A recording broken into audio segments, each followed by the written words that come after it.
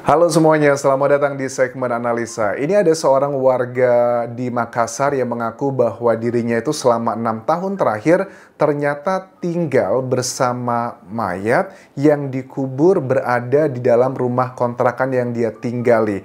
Apa yang terjadi sebenarnya? Ternyata dugaannya adalah itu adalah hasil dari kasus pembunuhan. Oke, ceritanya bagaimana ini bisa terbongkar dan siapakah pelakunya serta apa motif dibalik ini semua. Ini sudah ada keterangan terbaru teman-teman dari Kapolda Sulawesi Selatan, Irjen Andi Rian Riyakudu Jayadi yang mengatakan bahwa memang betul pada Sabtu 13 April 2024 itu ditemukan sosok mayat inisialnya adalah J yang merupakan perempuan usia 35 tahun di kota Makassar, Sulawesi Selatan. Dia itu ditaruh, dikubur ya, di tanah yang dalamnya nggak nyampe 1 meter kurang lebih, dan tidak ada cor-coran. Jadi ibarat kata, kalau kita gali-gali dikit aja, sebenarnya itu udah bisa kelihatan tulang belulangnya. Dan memang betul pada saat dilakukan pemeriksaan di sana, nggak perlu waktu lama, udah kelihatan sebenarnya sudah ada tonjolan-tonjolan yang aku sebutkan tadi. Lantas kronologinya seperti apa? Bagaimana kasus ini bisa terbongkar? Lantas siapakah yang melaporkannya? Jadi di sini menurut Kapolda Sulawesi Selatan adalah awalnya ada laporan dari seorang remaja usia 17 tahun ke Polrestabes yang bilang bahwa saya mau melaporkan Bapak, katanya. Ibu saya itu pernah diperlakukan tidak pantas oleh bapak saya, bahkan sampai dia tidak bernafas lagi. Jadi artinya kalau aku tangkap ini, yang melaporkan adalah buah hatinya sendiri. Tapi kan ini kejadiannya kapan? Apakah sebulan yang lalu, 2 bulan yang lalu? Kalau sudah ditemukan dari tim di sana bahwa tinggal tulang belulang doang, ya artinya sudah paling nggak sudah di atas tahun yang lalu. Dan ternyata betul kejadian ini adalah kejadian di 6 tahun yang lalu. Menurut pengakuan remaja usia 17 tahun ini, dia bilang bahwa sekitar 6 tahun yang lalu, saya itu menyaksikan bahwa bapak saya itu berantem sama ibu saya. Kemudian pada saat berantem tersebut dilakukan hal-hal yang sedemikian rupa hingga membuat ibu saya udah nggak bernafas lagi. Pada saat sudah nggak bernafas tersebut, dia mengatakan bahwa ibu saya itu ditanam di dalam rumah tersebut. Dia ngelihat bapaknya itu menggali tanah yang ada di dekat rumah, di dalam rumah tepatnya sih ya, digali sekitar 1 meter dan dimasukkan ibunya ke sana. Aku bisa paham, kalau sekarang kan usia 17 tahun, 6 tahun lalu artinya dia masih usia 11 tahun. Masih usia yang sangat kecil sekali. Dia nggak ngerti apa yang terjadi. Pada saat itu, dia ngaku bahwa bilangnya bahwa ibunya itu meninggal dunia karena sakit, ya udah dimakamkan aja, nggak usah cerita ke siapa-siapa. Itu yang disampaikan versi bapaknya ke buah hatinya. Tapi beda lagi, apa yang disampaikan bapaknya ke orang-orang tetangga, saudara, orang-orang dewasa. Dia bilangnya malah fitnah banget nih. Bilangnya bahwa istriku itu kabur dengan pria lain. Nah, aku paham sih, anaknya kan lama-lama tumbuh dewasa. 17 tahun, sudah bisa berpikir bahwa dia tuh ngerasa nggak terima gitu. Ibunya udah dibegitukan, juga malah difitnah, katanya kabur dengan pria lain. Akhirnya setelah penantian yang cukup panjang ini, dia memberanikan diri untuk melaporkan kejadian tersebut ke kantor polisi terdekat. Nggak lama, beberapa jam setelah itu, di hari yang sama juga pada saat dilaporkan, bapaknya inisial HAH, usia 43 tahun, langsung dilakukan penangkapan. Pada saat itu dia sedang berada di Jalan Daeng, Tata, di hari yang sama, hari Sabtu 13 April 2024. Pada saat ditangkap, bapaknya nggak banyak melawan ya, dia diem aja karena pada saat seseorang itu mau ditangkap teman-teman ya, untuk menjadi tersangka, itu paling tidak penyidik sudah punya 2 alat bukti yang kuat. Alat bukti ada 5 dalam dunia hukum, ada keterangan saksi, keterangan ahli, keterangan terdakwa, petunjuk, dan juga surat. Keterangan saksinya dari buah hatinya sendiri yang melaporkan. Setelah ada keterangan saksi, dicek juga dong, mana kalau memang betul yang kamu sampaikan tersebut, coba dikuburkannya di mana, digalilah tersebut, ternyata memang betul. Makanya nggak heran langsung dilakukan penangkapan di hari itu juga. Tapi ini juga masih belum jelas, masih belum clear ya, masih belum pasti, karena dalam dunia hukum untuk memutuskan seseorang itu bersalah atau enggak kan nanti di pengadilan. Nah, lantas tahapan berikutnya juga dari Kapolda Sulawesi Selatan ini tidak mau gegabah, dan saat ini kondisi dari mayat tersebut ya, tulang belulangnya sedang dilakukan pemeriksaan forensik di Rumah Sakit Bayangkara Makassar. Yang pasti akan dicari tahu adalah mengenai penyebab kematian dan juga waktu kematiannya untuk lebih detailnya kapan ini.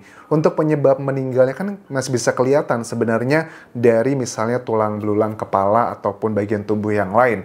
Kalau memang terjadi tindakan-tindakan seperti itu, misalnya si saksi bilang bahwa waktu itu aku lihat, kan nanti akan dibuat juga pastinya ada rekonstruksi ya. Waktu itu aku lihat ibuku itu dibegitukan di bagian atas kepalanya. Nanti di forensik akan dicek, coba dicek bagian atas kepalanya apakah ada bekas noda-noda yang misalnya benturan atau benda-benda keras, coba dicek. Kalau ternyata memang ada keterangannya saksi mengatakan seperti itu, kemudian hasil otopsi juga mengatakan ada benda keras seperti itu udah match, udah dua alat bukti, dan dalam dunia hukum ini dikategorikan sebagai fakta. Nah, ini adalah bagian yang saat ini sedang dilakukan penyocokan. Terus juga paling dasar adalah penyocokan mengenai DNA-nya tersebut. Apakah benar yang dikuburkan tersebut ibunya atau bukan? Terus perbandingan DNA-nya gimana? Gampang, kan ada anaknya sekarang. Karena bagaimanapun juga ada anaknya, ada pembandingnya, bisa dicek aja apakah benar ini dia atau bukan. Tapi menurut aku yakin sini adalah kasus yang sudah akan segera terselesaikan. Tapi yang bisa kita pelajari dari kasus ini adalah bahwa memang betul ya survei dari Kepolisian RI yang mengatakan bahwa dari kasus kejadian pembunuhan di Indonesia, mayoritas 80% pelakunya adalah orang dekat, 20% pelakunya adalah orang luar yang biasanya adalah karena motif ekonomi, pencurian dan sebagainya. Ini pelajaran banget buat kita teman-teman, kalau kalian sudah punya partner, pasangan, baik itu pria ataupun juga wanita, karena perlakuan seperti ini nggak cuma didominasi oleh jenis kelamin tertentu zaman sekarang ini.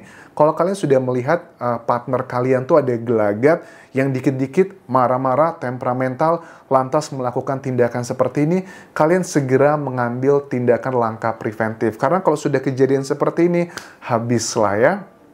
Kalian nggak bakal bisa mengulang waktu lagi. Dan ini juga pelajaran bahwa ternyata ya, seperti kalian tahu, pernikahan itu bisa menjadi surga, bisa juga menjadi neraka. Menjadi surga kalau penuh dengan kedamaian, ketenangan, kasih sayang, keharmonisan. Itu indah banget. Tetapi pasti pernikahan itu bakal seperti di neraka kalau penuh dengan keributan atau hal-hal yang tidak mengenakan, dan jangan-jangan bisa berujung seperti ini. Jadi kalian mulai sekarang warga Indonesia harus sudah mulai berpikir bahwa jangan terlalu terbawa tuntutan sosial bahwa harus melakukan A, B, C, dan D. Padahal setiap orang itu punya kondisi hidupnya berbeda-beda. Tetapi sekali lagi bisa kita pelajari dari kasus ini, kalau sudah ada urusan dalam rumah tangga yang sudah mengarah ke pidana, tolong jangan ditolerir to some extent. Tetapi kalau memang masih bisa benar-benar tulus minta maafnya, ya masih bisa diperbaiki. Nanti kita akan coba update perkembangannya seperti apa, apakah ini sudah final, benar atau bukan, ataukah bahkan jangan-jangan malah ada korban yang lainnya. Yang satu korban yang menurut aku juga harus dilindungi sekarang ini saksi adalah buah hatinya sendiri yang usia 17 tahun. Aku bisa bayangin ya, bagaimana dia ini serba dilema selama 6 tahun terakhir. Anak 17 tahun loh, dia bingung ini, dia mau menyelamatkan ibunya nggak bisa, saat itu dia pasti ada ngerasa bersalah, karena di usia tersebut, ya dia sudah bisa mengingat apa yang terjadi kan, usia berarti 11 tahun ya saat itu. Dia ngerasa bersalah, aku yakin ya, harus dibantu juga dari psikolog ya untuk dibantu mentalnya agar tidak down banget. Setelah itu pun selama 6 tahun dia bergejolak gitu, dia mendengarkan bapaknya ngomongin ibunya bahwa kemana nih ibu kamu, apalagi mungkin di daerah kan ya, kasihan kamu, ibu kamu pergi sama bapak yang lain gitu ya, duh kasihan nolongso, bahkan dibully dan sebagainya. Itu kan 6 tahun beban mentalnya luar biasa, ditambah lagi akhirnya dia memberanikan diri untuk melaporkan bapaknya ke polisi sendiri, itu pasti butuh pergolakan yang luar biasa. So So, menurut aku jangan sampai dia menjadi korban lagi dan harus dibantu secara psikolog juga. Karena untuk Indonesia tuh ngomongin soal mental health kayaknya masih sesuatu hal yang langka dan mahal banget. Padahal mental health itu sama pentingnya seperti kesehatan jasmani kita juga ya. Jadi mudah-mudahan dari pemerintah setempat, terutama dari Kapolda Sulawesi Selatan, juga memberikan bantuan kepada buah hatinya yang selama 6 tahun dari korban ini ya, dan juga dari tersangka anaknya ya, itu untuk dibantu untuk pemulihan secara mentalnya itu yang nggak bisa dipungkiri dibutuhkan saat ini teman-teman. Aku rasa itu yang bisa aku update mengenai kasus yang berasal dari Makassar, Sulawesi Selatan ini.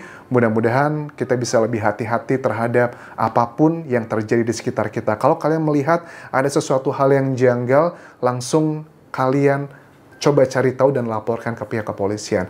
Dan sebenarnya ini bisa dihindari ya kalau seandainya dari pihak keluarga korban ini dari awal pada saat dikatakan bahwa dia kabur dengan pria lain, masa sih seperti itu? Coba mana ada nggak buktinya dan sebagainya. Kita akan coba lihat motifnya seperti apa, kenapa dia melakukan seperti itu. Apakah karena sakit hati dia dengan ada hubungan dengan pria lain, atau sakit hati karena ekonomi atau apapun.